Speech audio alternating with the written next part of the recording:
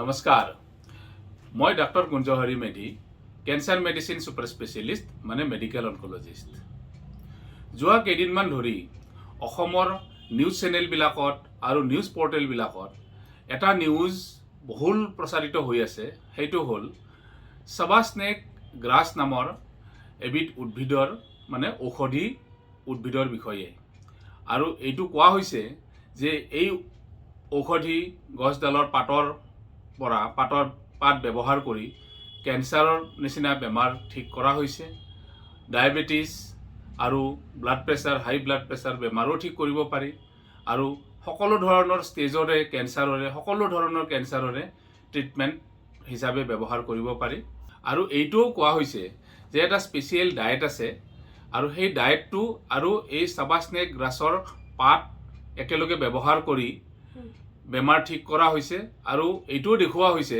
যে কেইজনমান কেঞ্চাৰৰ বেমাৰী ঠিকো হৈছে আৰু তেওঁলোকৰ ইণ্টাৰভিউও দিয়া হৈছে আজি আমি এই দুয়োটা কথাকে বৈজ্ঞানিক দৃষ্টিভংগীৰে বিশ্লেষণ কৰিম চাবা স্নেক গ্ৰাছ এইটোনো কি ইয়াৰ বৈজ্ঞানিক নাম হ'ল ক্লিনাকেন্থাছ নিউটেন্স আৰু এইটো এটা হাৰ্ব জাতীয় উদ্ভিদ আৰু ইয়াৰ পাত আৰু পাতৰ কলি এই দুটা পাতৰ আগটো ঔষধীয় হিচাপে ব্যৱহাৰ হয় দক্ষিণ পূব এছিয়াৰ দেশবিলাকত বিশেষকৈ Malaysia Singapore Philippines Thailand China ইত্যাদি দেশবিলাকত এই গছডাল প্ৰচুৰ পৰিমাণে পোৱা যায় আৰু সাধাৰণতে গজে এই উদ্ভিদজোপা এইবিলাক দেশত আগৰে পৰাই ট্ৰেডিশ্যনেল মেডিচিন হিচাপে ব্যৱহাৰ কৰি অহা হৈছে বিশেষকৈ এণ্টিভেনম হিচাপে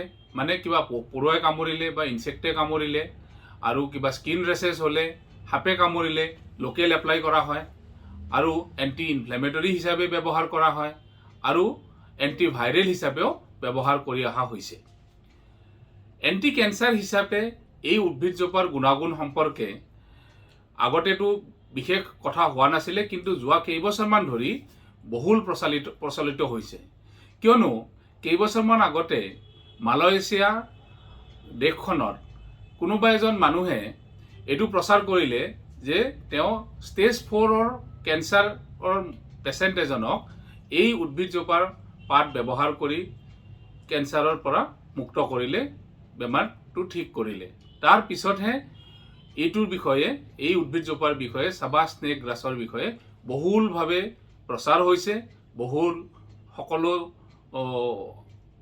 বিষয়ে এই উদ্ভিদজোপাৰ বিষয়ে ৰিচাৰ্চো হৈছে আৰু বহুত কথা পোহৰলৈ আহিছে কিন্তু এতিয়ালৈ এইটো এণ্টি কেঞ্চাৰ হিচাপে মেডিচিন হিচাপে ব্যৱহাৰ কৰিব পৰা যায় নে নাযায় এই বিষয়ে কোনো ৰেগুলেটৰী অথৰিটিৰ এপ্ৰুভেল অহা নাই এতিয়ালৈ যিখিনি কথা জানিব পৰা গৈছে এতিয়ালৈ মাউচ মডেলত মানে এনিমেল মডেলতহে এইটো ব্যৱহাৰ কৰা হৈছে আৰু ৰিচাৰ্চ কৰা হৈছে ক্লিনিকেল ট্ৰায়েল কৰা হৈছে আৰু তাতে দেখা গৈছে যে এই উদ্ভিদজোপাৰ এণ্টি কেঞ্চাৰ প্ৰপাৰ্টি আছে কিন্তু ক্লিনিকেল এপ্লিকেশ্যনৰ কাৰণে যিবিলাক ৰিচাৰ্চৰ দৰকাৰ মানে হিউমেন ট্ৰায়েলৰ দৰকাৰ সেইটো এতিয়ালৈ হৈ উঠা নাই আৰু আপোনালোকে এইখিনিতে এটা কথা জানি থোৱা ভাল যে যিকোনো উদ্ভিদ বা নেচাৰেল চ'ৰ্চৰ পৰা যেতিয়া মেডিচিন এটা আহে এটা মেডিচিনৰ এটা গুণাগুণ পোৱা যায় সেইটো ক্লিনিকেল এপ্লিকেশ্যনত আহিবলৈ যেতিয়া ৰিচাৰ্চ কৰা হয় সেই এটা দীঘলীয়া প্ৰচেছ হয় কাৰণ প্ৰথমতে এনিমেল মডেলত তাৰ গুণাগুণ সম্পৰ্কে জনা যায় তাৰপিছত হিউমেন ট্ৰায়েলত আহে হিউমেন ট্ৰায়েলতো প্ৰথমতে ফেজ 1 ট্ৰায়েল মানে ড'জ ফাইণ্ডিং ট্ৰায়েল বুলি কোৱা হয় মানে এটা গ্ৰুপত কেইজনমান মানুহক এইটো এটা ড'জ দিয়া হয় তাৰপিছত আৰু কেইজনমান মানুহক আৰু বেলেগ এটা ড'জ দি তেনেকৈ ড'জটো ডিচাইড কৰা হয় কিমান ড'জ দিব পৰা যায় আৰু টলাৰেটেড ড'জ কিমান তাৰপিছত ফেজ 2 ট্ৰায়েল আহে ফেজ 2 ট্ৰায়েলত সেই মেডিচিনটোৰ গুণাগুণ সম্পৰ্কে আৰু অলপমান ছেফটি সম্পৰ্কে ছাইড এফেক্ট সম্পৰ্কে জানিব পৰা যায় তাৰপিছত ফেজ 3 ট্ৰায়েল আহে ফেজ 3 ট্ৰায়েল মানে সেইটো হ'ল ছেফটি আৰু ইফিকেচি মানে কিমান ছাইড এফেক্ট আহে কিমান ড'জ আৰু সেইটো কিমান গুণাগুণ মানে কিমান বেনিফিট হয় এফিকেচি যিটো হ'ল কিমান ইফেক্টিভনেছ সেইটো কথা জানিবলৈ ফেজ 3 ট্ৰায়েল কৰা হয় আৰু এটা ষ্টেণ্ডাৰ্ড অফ কেয়াৰ যিটো ষ্টেণ্ডাৰ্ড এপ্ৰ'চ যিটো ট্ৰিটমেণ্ট আছে সেইটোৰ লগত এই নতুন মেডিচিনটোৰ কম্পেৰিজন কৰা হয়। তাৰ পিছতহে সেইটো কমপ্লিটলি জানি উঠাৰ পিছতহে ৰেগুলেটৰী অথৰিটিলৈ যায় আৰু ৰেগুলেটৰী অথৰিটিয়ে যদি সেইটো ছেটিছফাই হয় তেতিয়াহ'লে সেইটো এপ্ৰুভেল দিয়ে আৰু ক্লিনিকেল এপ্লিকেশ্যনৰ কাৰণে সেইটো ব্যৱহাৰ কৰিব পৰা যায়। এই চাবা স্নেক গ্ৰাছৰো এণ্টি কেঞ্চাৰ প্ৰপাৰ্টিটো এইটো অৱস্থালৈ আহিবলৈ মানে ক্লিনিকেল এপ্লিকেশ্যনলৈ আহিবলৈ এনেকুৱা ৰিচাৰ্চ অতিক্ৰম কৰিব লাগিব আৰু এই ৰিচাৰ্চত পাছ হ'লেহে সেইটো ব্যৱহাৰ কৰিব পৰাকৈ এপ্ৰুভেল পোৱা যাব। গতিকে সেই অৱস্থালৈ আহিবলৈ এতিয়া সময় আছে। এতিয়ালৈ নিশ্চয়কৈ জানিব পৰা গৈছে যে চাবা স্নেক গ্ৰাছ উদ্ভিদজোপাৰ মেডিচিনেল প্ৰপাৰ্টিটো আছে। তাৰ ভিতৰত এণ্টি অক্সিডেণ্ট হিচাপে ইয়াৰ গুণটো প্ৰপাৰ্টিটো এষ্টাব্লিছ হৈছে। এতিয়া আমি জানো এণ্টি অক্সিডেণ্টনো কি আৰু এণ্টি অক্সিডেণ্ট আৰু কি কি উদ্ভিদত বা কি কি খাদ্যত পোৱা যায়। এণ্টি অক্সিডেণ্টৰ বিষয়ে জানিবলৈ হ'লে আমি প্ৰথমতে জানিব লাগিব ফ্ৰী ৰেডিকেলৰ বিষয়ে। ফ্ৰী ৰেডিকেল আমাৰ শৰীৰত বিভিন্ন ক্ৰিয়া প্ৰক্ৰিয়া মানে আভ্যন্তৰীণ ক্ৰিয়া প্ৰক্ৰিয়া আৰু বাহিৰৰ পৰা বাহ্যিক কিছুমান প্ৰক্ৰিয়াৰ কাৰণে বাহ্যিক ফেক্টৰৰ কাৰণে আমাৰ শৰীৰত ফ্ৰী ৰেডিকেলৰ উৎপন্ন হয়।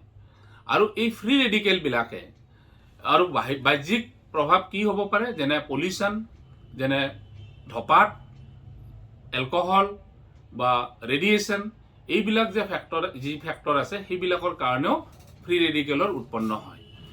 এই ফ্ৰী ৰেডিকেলবিলাকে চেলৰ ভিতৰত বিভিন্ন অংশত প্ৰভাৱ কৰি পেলাই চেল ডেমেজ কৰে আৰু বিভিন্ন বেমাৰৰ সৃষ্টি কৰে, যেনে ডায়েবেটিছ, হাই ব্লাড প্ৰেছাৰ, কিছুমান ডিজেনেৰেটিভ ডিজিজ, ডিমেনচিয়া আৰু বিভিন্ন ধৰণৰ বেমাৰৰ সৃষ্টি কৰে। লগতে DNA ডেমেজৰ কাৰণে যদি ফ্ৰী ৰেডিকেলৰ কাৰণে DNA ডেমেজ হয় তাৰ পৰা মিউটেশ্যন হোৱাৰ চান্স থাকে আৰু মিউটেশ্যন হৈ পেলাই যদি বহুত মিউটেশ্যন একুমুলেট হৈ যায় তাৰ পৰা কেঞ্চাৰ হ'ব পাৰে। এণ্টি অক্সিডেণ্টবিলাকে ফ্ৰী ৰেডিকেলজনিত চেল ডেমেজটো প্ৰিভেণ্ট কৰে মানে বন্ধ কৰে। সেইকাৰণে চাবা স্নেক গ্ৰাছৰ এণ্টি অক্সিডেণ্ট প্ৰপাৰ্টিৰ কাৰণে আমি কেঞ্চাৰ প্ৰটেক্টিভ হিচাপে বা কিছুমান বেমাৰৰ প্ৰটেক্টিভ হিচাপে এজেণ্ট হিচাপে আমি ব্যৱহাৰ কৰিব পাৰোঁ, যেনে ডায়েবেটিছ, হাই ব্লাড প্ৰেছাৰ আৰু বেলেগ অন্যান্য বেমাৰৰ কাৰণেও প্ৰটেক্টিভ হিচাপে ব্যৱহাৰ কৰিব পাৰোঁ। এই এণ্টি অক্সিডেণ্ট যে কেৱল চাবা স্নেক গ্ৰাছতে আছে এনে নহয়। আমি সাধাৰণতে খোৱা প্ৰকৃতিৰ পৰা পোৱা সকলোবোৰ খাদ্যবস্তুতে কম বেছি পৰিমাণে এণ্টি অক্সিডেণ্ট পোৱা যায়, যেনে আমি খোৱা ফল মূল, সেউজীয়া শাক পাচলি, নেমু জলকীয়া, আদা নহৰু, নিম তুলসী, লং ইলাচি, ডালচেনি, এই সকলোবোৰ খাদ্যবস্তুতে এণ্টি অক্সিডেণ্ট থাকে। ইয়াৰোপৰি আমি সকলোৱে খোৱা আমাৰ অতি মৰমৰ অসমৰ চাহ, টি লিফ, এটি কলি, দুটি পাত, তেনেকুৱা ধৰণৰ যিটো চাবা স্নেক গ্ৰাছৰো পাত আৰু কলিৰ নিচিনা এটি কলি দুটি পাত চাহত প্ৰচুৰ পৰিমাণে এণ্টি অক্সিডেণ্ট থাকে। কিন্তু দুৰ্ভাগ্যবশতঃ আমি চাহটো ভালকৈ খাব নজনাৰ কাৰণে এণ্টি অক্সিডেণ্টৰ পৰা আমি বঞ্চিত হওঁ। কিয়নো চাহত যেতিয়া গাখীৰ আৰু চেনি মিহলাই দিয়া হয় তেতিয়া এণ্টি অক্সিডেণ্টটো কিছু পৰিমাণে নষ্ট হৈ যায়। সেইকাৰণে আমি উপযুক্ত পৰিমাণৰ এণ্টি অক্সিডেণ্টৰ পৰা বঞ্চিত হ'ব লগা হয়। আজিকালি অৱশ্যে চাহত কীটনাশকৰ ব্যৱহাৰৰ কাৰণে চাহৰ গুণবিলাক কমি গৈছে। তেওঁলোকে এটা ডায়েটৰ কথা কৈছে য'ত প্ৰচুৰ পৰিমাণে কেঁচা ফল মূল, শাক পাচলি এইবিলাক খোৱাৰ কথা কৈছে। মই ইতিমধ্যে কোৱাৰ নিচিনা এইবিলাকত প্ৰচুৰ পৰিমাণে এণ্টি অক্সিডেণ্ট থাকে আৰু ইয়াৰ প্ৰিন্সিপলটো সেইটোৱে। যদিহে কেঁচা শাক পাচলি, ফল মূল প্ৰচুৰ পৰিমাণে খোৱা হয় আমি এণ্টি অক্সিডেণ্ট প্ৰচুৰ পৰিমাণে পাওঁ আৰু এইবিলাক কিছুমান বেমাৰৰ আৰু কেঞ্চাৰৰো প্ৰটেক্টিভ হিচাপে কাম কৰে। কেঁচা খোৱাৰ ওপৰত এই কাৰণে গুৰুত্ব দিয়া হৈছে কিয়নো বেছিকৈ ফ্ৰাই কৰিলে বা প্ৰচেছ কৰিলে ভিটামিনছ আৰু মিনাৰেলবিলাক কিছু পৰিমাণে নষ্ট হৈ যাব পাৰে। আমি অকল কেঁচা শাক পাচলি আৰু ফল মূল খাই থাকিলেই নহ'ব। আমাৰ শৰীৰৰ বৃদ্ধি আৰু বিকাশ, বেমাৰৰ পৰা প্ৰতিৰোধ আৰু কাম কৰিবলৈ শক্তিৰ কাৰণে প্ৰটিন, কাৰ্বহাইড্ৰেট আৰু ফেট উপযুক্ত পৰিমাণৰ দৰকাৰ হয়। এইবিলাক আমি আলোচনা কৰিলোঁ খাবলগীয়া বস্তু। এতিয়া আহোঁ কি কি বস্তু খাব নালাগে। সেইবিলাকৰ ভিতৰত আছে বেছিকৈ প্ৰচেছ কৰা খাদ্য, বেছিকৈ ৰিফাইণ্ড খাদ্য, জাংক ফুড, ফাষ্ট ফুড, বেছি মিঠা থকা খাদ্য, এইবিলাক খাব নালাগে। কিয়নো এইবিলাকে মেদবহুলতা বঢ়ায় আৰু কিছুমান বেমাৰৰো কাৰণ, যেনে ডায়েবেটিছ, হাই ব্লাড প্ৰেছাৰ, হাই কলেষ্টৰল আৰু কেঞ্চাৰৰো কাৰণ। যিমান পাৰা যায় প্লান্ট বেছড উদ্ভিদজনিত আৰু বতৰৰ আৰু লোকেলি প্ৰডিউচ ওচৰে পাজৰে উৎপাদন হোৱা খাদ্য সামগ্ৰী, বিশেষকৈ পলিচ নকৰা চাউল, পলিচ নকৰা দাইল, এইবিলাকৰ ওপৰত বেছি গুৰুত্ব দিব লাগে আৰু এইবিলাক খাব লাগে।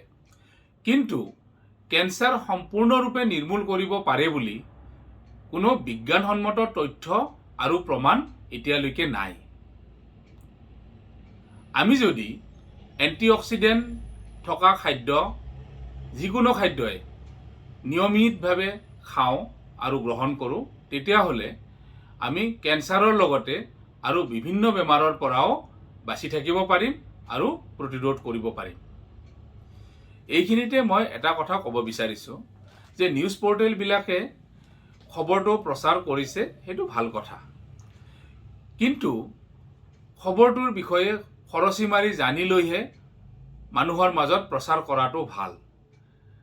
নহ'লে বহুত মানুহৰ বিপথে পৰিচালিত হোৱাৰ প্ৰচুৰ সম্ভাৱনা আছে। কেইটামান প্ৰশ্ন উত্তৰ নোহোৱাকৈ থাকি গ'ল। প্ৰথম, যিকেইজন মানুহৰ কেঞ্চাৰ সম্পূৰ্ণ নিৰাময় হোৱা বুলি দাবী কৰিছে, সেইকেইজন মানুহৰ কেঞ্চাৰে আছিল নে কেঞ্চাৰ সদৃশ আন কিবা বেমাৰ আছিলে? দ্বিতীয়তে, তেওঁলোকে কেৱল চাবাছনে গ্ৰাছ আৰু স্পেচিয়েল ডায়েট তেওঁলোকে কোৱা নিচিনা সেইটোৱে লৈছিলে নে তাৰ আগতে আন কিবা কেঞ্চাৰৰ চিকিৎসাও কৰিছিলে? আৰু কেঞ্চাৰৰ পৰা নিৰ্মূল হোৱাৰ কাৰণে সেইটো দাবী কৰিবলৈ যিখিনি সময়ৰ প্ৰয়োজন, সেইখিনি সময় ইতিমধ্যে অতিবাহিত হৈছে নে নাই, এই বিষয়ে তেওঁলোকে একো নক'লে। সেইকাৰণে কিবা এটা সিদ্ধান্ত গ্ৰহণ কৰাৰ আগতে কথাবোৰ চালি জাৰি চাই লোৱাটো ভাল। আজিলৈ ইমানেই। ভিডিঅ'টো চাই কেনে পালে জনাব। আগলৈ আন কিবা বিষয়ৰ ওপৰত আৰু ভিডিঅ' লৈ মই আকৌ আহিম। অনুগ্ৰহ কৰি মোৰ চেনেলটো ছাবস্ক্ৰাইব কৰিব আৰু ভিডিঅ'টো লাইক আৰু শ্বেয়াৰ কৰিব। নমস্কাৰ, ধন্যবাদ।